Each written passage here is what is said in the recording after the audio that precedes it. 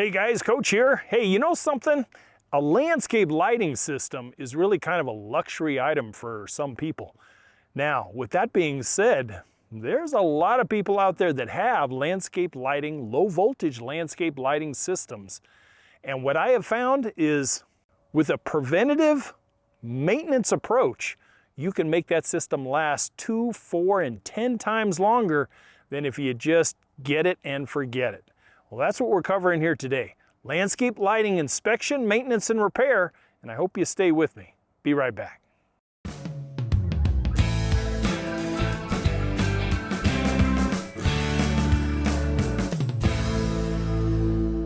So if you'll remember from some other episodes, your low voltage landscape lighting system provides the basic 3 things to your home and to your landscape. First of all, and for most people, it creates an evening ambiance out there that highlights trees and bushes and focal features like water features, etc. Now, secondly, it also provides an improved nighttime navigation outside your home, whether it be front, side, or backyard. And third, it also provides home security. It lights up those dark corners. That pathway lighting and those uplights create a lighting environment where people don't like to come and hang out. Most of the time, people who have a well-lit landscape, whether it be from home or low voltage landscaping, nighttime intruders are few and far between. But it has also been my experience that many homeowners, especially inexperienced ones or newbies, tend to kind of forget the landscape lighting thing after that honeymoon phase of 6 to 12 month thing. It's working. I have too busy a life. I got kids, I got dogs, I got jobs, I got house, I got cars. The landscape lighting tends to drop down on that maintenance rung of importance. But because you've already spent thousands of dollars of putting it in, what about if I told you about 15 to 20 minutes twice a year will generally cause no headache to yourself and prevent or repair little things that crop up? So like last week for the irrigation inspection, maintenance, and repair video, this one right here, I want to do the same thing for the landscape lighting. Be able to extend that lifespan of your expensive lighting system. And to do that, let's define 4 key components and how we can approach it from a DIY perspective to make sure they're all working and bam, 365 days a year for you. So, starting at the source, that would be your transformer. And your transformer is your electrical power source that's going to take that high voltage from your home and reduce it down to 12 voltage, thereabouts, and supply your lighting system out in the yard. Number 2 is going to be your cabling. Your cabling is the electrical conduit, much like a sprinkler cable that takes it from the transformer and takes it out to the fixtures. Which brings me to my 3rd component. That's your fixtures. Your fixtures are your decorative items out there in the yard that are doing the job and holding the 4th component, and that is the bulb. That bulb that throws out all that illumination and ambiance that everybody craves. So there's your 4 key components: transformer, cabling, fixtures, and bulbs. So approaching these from an inspection, maintenance, and repair angle, we'll talk about transformers first. Transformers come in a couple of different fashions. The box store ones, generally put out by Portfolio and those kind, they're not bad transformers. They just aren't as fancy and they don't give you as many bells and whistles. You basically have a digital program in the front with a push button, arrows up and down, and you have some connections on the bottom, and that's about it. There's not a lot you can do with those guys except clean them, keep all the spiders out from underneath, and basically make sure your connections are solid. Now, for the upgraded ones, like FX, Nightscaping, Vista, these ones generally come in a stainless steel box with an opening front lid. Now, if you open that front lid, you're going to see quite a few things. Same as what you got at the box store, but now you can kind of see it. You may have a couple of breakers in there. You may have a switch. You may have a mechanical, like a Christmas tree timer, or you may have a digital timer that's already in there, depending on how fancy it is. Then down towards the bottom, you'll have your wiring cabling lugs. And most of the time, you'll have a minimum of an 11 volt lug, a 12 volt, sometimes 13, and sometimes 13, 15, and even 16. In looking at that, what you're going to be looking for is a couple of things. Double checking your timer. When is it coming on? When is it going off? You know, if you want to extend the life of incandescent bulbs, reduce the number of hours that you're actually using them. Many times people let the system go. They end up with timers that are all wonky. They'll come on at 3 in the afternoon, go off at 8 o'clock at night, come back on at 4 in the morning and go off at noon because they have 4 timers, 4 pegs in there for their Christmas tree type timer. Remember, your green is for on, your red is for off. And you're going to have to adjust that as the seasons come and go, unless you go get yourself a photocell attachment, and then it'll come on at dawn and go off at dusk. But again, if you're still running incandescent lights, and I'll talk about that in a few minutes, you know, you might want to pare it down. If you're not there until, say, like late November into the wee hours of the fall months, you're going to want it to come on at dusk and maybe go until you're really well asleep, unless you're doing it for security purposes. Maybe turn it off at 2 a.m. Or if you want it on all damn night, then let it go off at dawn. It doesn't matter, but you have to check it. Now, with that inside interior, we're going to do a little bit of hygiene. Make sure you don't have bugs and spiders and webs and other stuff that are collecting up in there. Wipe it out. Take some canned air and blow all the dust out and keep it pristine. Good solid electrical connections come from clean connections. And you don't want to have grime and greases and garage dust and shed dust and wall dust and everything building up inside there. So keep it cleaned out. Twice a year is generally good enough. So if you'd like to get fancy on your transformer, just kind of like double check what's going on, you can always take a voltmeter and take the 2 prongs, put one on the common and one on each lug, and just verify in the DC mode how many volts are actually being put out when you have the transformer on. Just kind of a verification. All right, moving on. Cabling. We'll start at the transformer. That cabling I already talked about. The tension on the lugs itself. Make sure they're all in good shape. Make sure there's no nicks or anything when it comes out of that sharp stainless steel box. You might want to check, make sure there's no rubbing. And if there is, either kind of insulate that stainless steel edge or wrap your cabling a little thicker. You can even put it like what I used to do.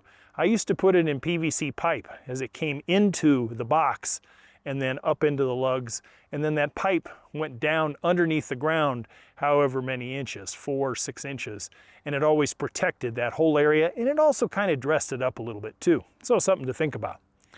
Anyway, your cabling is going to tell you right away from the transformer if things are working. Turn that thing on.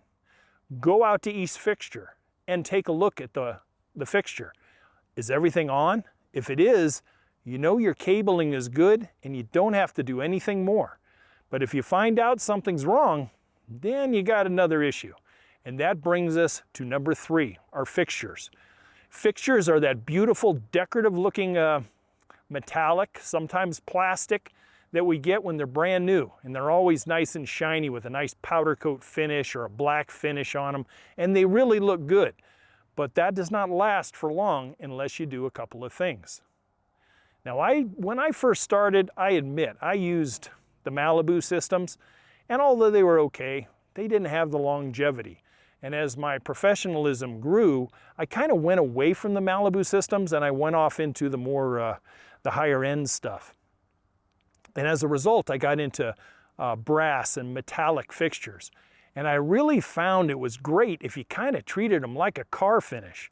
You go out there and you wash them off with a damp cloth, maybe a little simple green on them, and then take some spray wax, some spray car wax, and wax them up.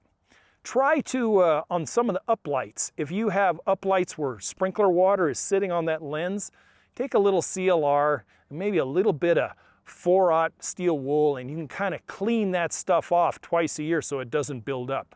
it'll keep the illumination and the lumens being put out by that fixture just like new, and it'll last a lot longer. Now, one of the things that happens to a neglected system is from a couple of things. Number one, damage. You know, if you got doggo, if you have a clumsy husband with a lawnmower, any number of things, you know, those fixtures are generally affixed to a plastic stake that is pushed down in the ground, and it's threaded into that stake. And that is a weak point for most systems. And sometimes if something gets hit, it'll crack off that brittle plastic after being in the ground a while and kind of strip the threads out. And you got to readdress a little maintenance and repair then. You can find the same stakes, maybe through the manufacturer, or you may have to get a new fixture itself. Another thing is from water itself, whether it be from the heavens or whether it be from sprinkler systems. You can, if it's not kept correct, there are sometimes little rubber gaskets or O-rings that tend to keep water out of the electrical connecting components inside the fixtures. And if things go wrong, maybe a lens falls out or something happens and moisture is constantly getting in there, you can really deteriorate those connections in there pretty fast, sometimes within 12 months. So this is inspection time. If things are coming on, great, but if they're not, you know, you may have to look at those connections inside the fixture and then where it connects to your cabling down by the stake. Look for good connectivity. Look for clean copper. Look for good gel-filled dry lock type of connections or a good solder connection with a heat shrink type of system. Those work best and those work the longest without any problems. Inside the fixture, if you're good at it, you can always resolder things if they're deteriorated. And sometimes if it's been that neglected, you may just have to replace it. So we bring us to our final thing, the one that tells us whether things are working or not, and that's the bulbs. You know, for many, many years, almost 12 to 15 years of my landscaping career, we had incandescent bulbs. Way back from the 80s all the way up until I left incandescent bulbs right around 2010. But incandescent bulbs have a shelf life. They also have a much higher wattage draw. So back in the day, we had bigger transformers, larger cabling. Instead of 10-2, I had 8-2. Sometimes I had 12-2 going to fixtures themselves that drew 20 and 30 watts in the bulb itself. So you can imagine multiplying that over a whole front and backyard system.